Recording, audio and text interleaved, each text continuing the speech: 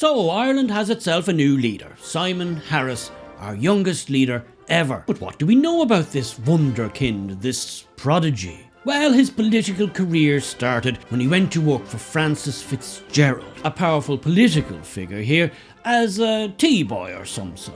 He was almost immediately selected for a safe county council seat and then for a safe parliamentary seat, which he won in 2011, making him the youngest member of that parliament. He was then quickly promoted to cabinet and is now leader of the country.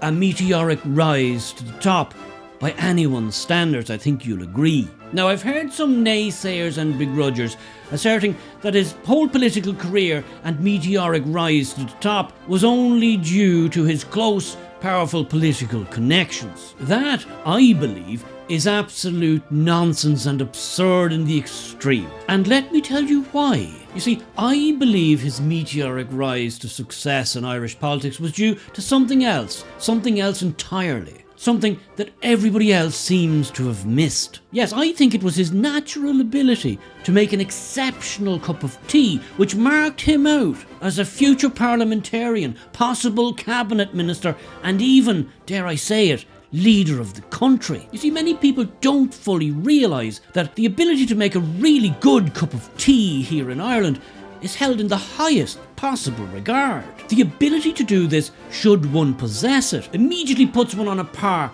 with brain surgeons, neuroscientists and gender queer studies professors. It was this raw talent, this effortless natural ability, this unique facet to the man's character which caught the eyes of the astute political talent spotters. And how right they turned out to be. This man's political career has been nothing short of stellar, a true marvel of the modern political age. So what if he flunked out of college in his first year? He subsequently went on to become our Minister for Higher Education.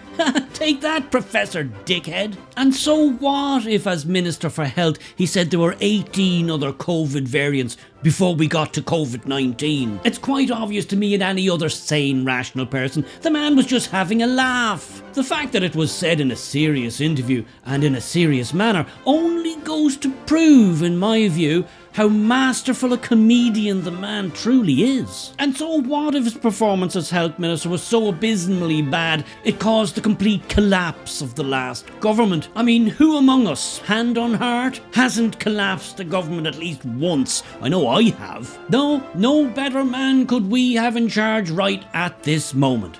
I see a very bright future ahead for Ireland and its new Taoiseach.